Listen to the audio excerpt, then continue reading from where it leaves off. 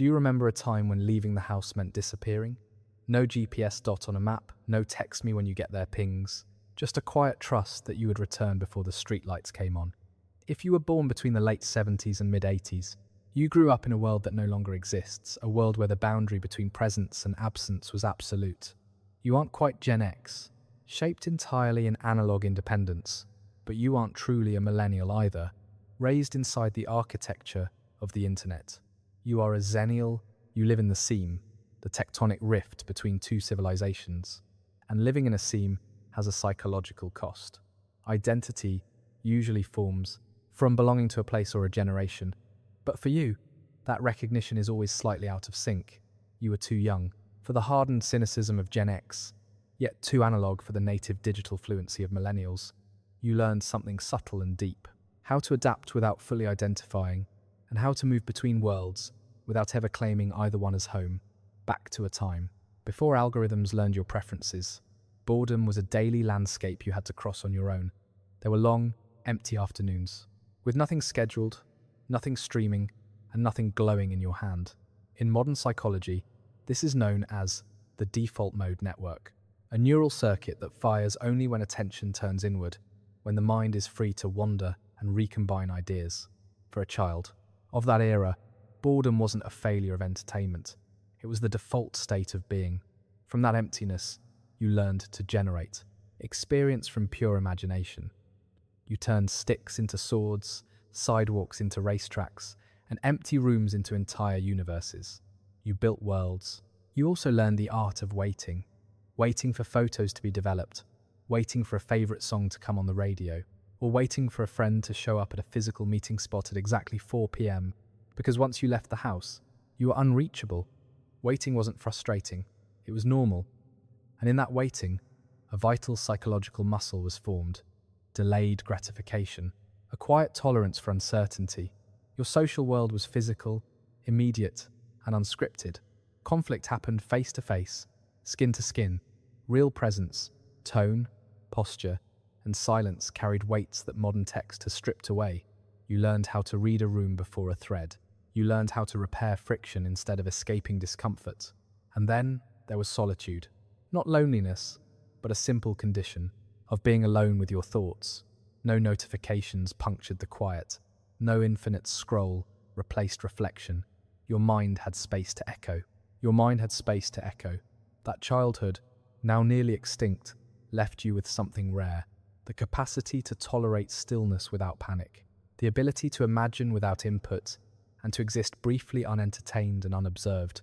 You are among the last adults, whose inner life formed in that analog silence, before attention became a commodity and before boredom was engineered away. Then, just as you were becoming yourself, the world changed. It changed right in the middle of your adolescence. That fragile window when identity is still soft, still asking, who am I becoming? 1 year, connection meant a phone on a wall. A few years later, it was a glowing portal humming in the corner of your room with the shrill song of a 56K modem. You were old enough to remember the before, yet young enough to master the after. This created a technological bilingualism. You learned the language of analog presence, eye contact, pauses, physical spaces, and then the language of digital mediation. Usernames, typed tones, curated selves, and connection without proximity. For you, the internet was never the air you breathed. It was a place you went. You logged on, and just as importantly, you logged off. There was a clear boundary, almost architectural, between your physical life and your digital one.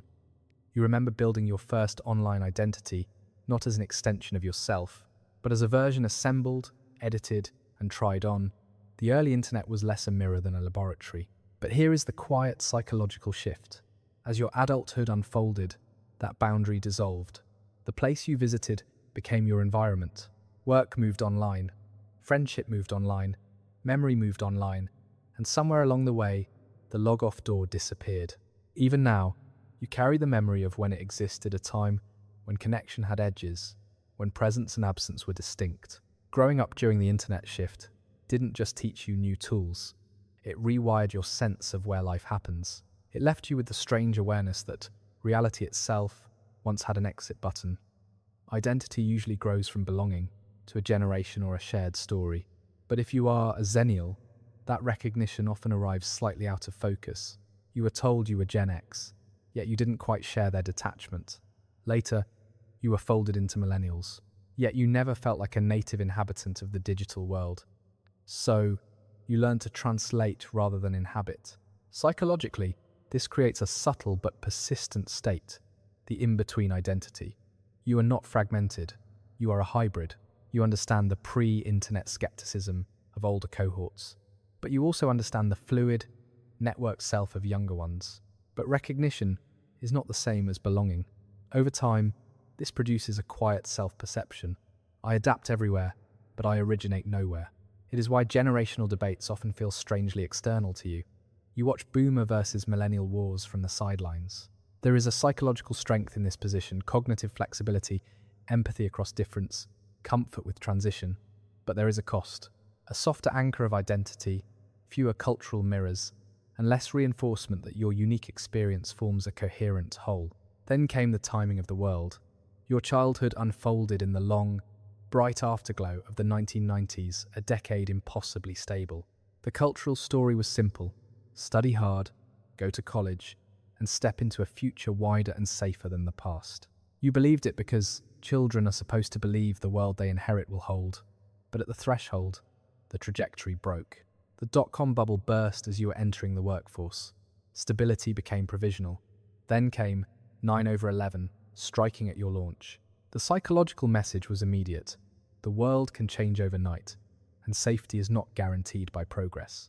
A collapse of paths, followed by the 2008 financial crisis, landing precisely when you were trying to buy homes or start families. Stacked disruptions. These imprinted a distinctive worldview, cynical optimism. You hold the hope you were raised with, but now systems break. As adulthood solidified, a total shift occurred. Email followed you out of the office, laptops followed you onto your couch. Eventually, the smartphone dissolved, the last remaining boundary between presence and demand. For you, this was never normal. It was an intrusion that arrived after your identity had already been formed.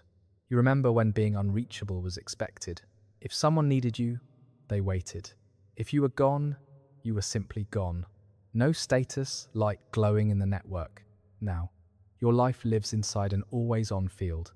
The day has no clean perimeter. This is where the friction lies.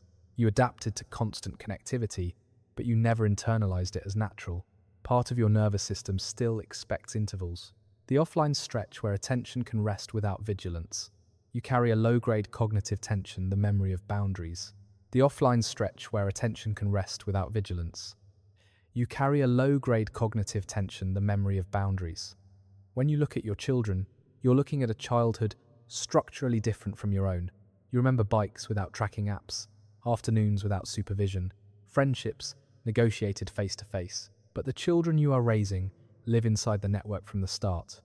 Their friendships extend through devices, their risks travel faster, their mistakes can persist. Childhood is now partially public, archived, and mediated. This creates a quiet parental dissonance. Part of your measures real childhood by analog standards, outdoor autonomy, private experimentation. You want to give them the freedom you had, the boredom that shaped you, the offline space where identity could unfold slowly without an audience. Yet you know the environment has changed. To remove them entirely is isolation. To immerse them fully is exposure. So you parent across worlds. You translate dangers your parents never had to explain: algorithms, permanence, strangers without faces. You try to preserve experiences they may never encounter. Unplugged play, waiting, being unreachable. You are raising natives with analog memory, holding the responsibility of remembering what childhood felt like before it was connected. At work, generational lines run quietly. On one side, colleagues are shaped by hierarchy and clear boundaries. On the other, those fluent in rapid change and fluid identity. You stand between. You understand the analog logic of structure and loyalty. You also understand the digital logic of speed and flexibility. So you translate. You explain to older leaders why attention cannot be commanded indefinitely in an always-on culture, why late-night emails ripple through teams, and you explain to younger co-workers why some systems still move slowly, why trust occurs over time, why presence matters beyond output. This isn't just skill, It is cognitive positioning. Your mind was formed across two operational models of society, industrial and digital, and learn to navigate both without discarding either. You become the mediator, the interpreter, the connective tissue that lets them function together. By midlife, responsibilities accumulate, but for Xennials, they often converge. Above you, parents are aging, needing more coordination, more presence, health systems to navigate, finances to monitor, roles slowly reversing. Below you, children are still forming in a world more complex, more exposed, more demanding than the one you knew. Their needs extend into digital safety and emotional literacy. Future uncertainty looms. Between these two gravitational pulls, you hold your own life in suspension. Career stability arrived later than expected due to disruptions, so adulthood has often felt compressed, responsibilities intensifying, just as footing finally solidified. Psychologists describe this as role strain. The structural middle absorbs pressure from both directions. You keep schedules aligned, you bridge expectations, you carry memory and anticipation at once. And slowly, a specific exhaustion takes shape, not collapse, but continuous load. The weight of holding two generations while still becoming yourself. There is something you carry that is becoming rare, lived memory of a human pace before constant connection, days without interruption, friendships that deepened without documentation, thoughts that formed slowly, unshared and unobserved. You remember what it felt like to be unreachable.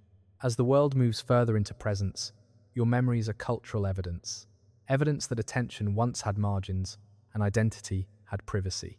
You are the last adults whose inner life began in that analog quiet. Your experience matters because the future needs a pause. If you recognize yourself here, in this bridge between eras, you are not invisible. You are continuity. You are what a transition looks like when it becomes human. If this resonated, stay with us. Let's map the last unconnected childhood together.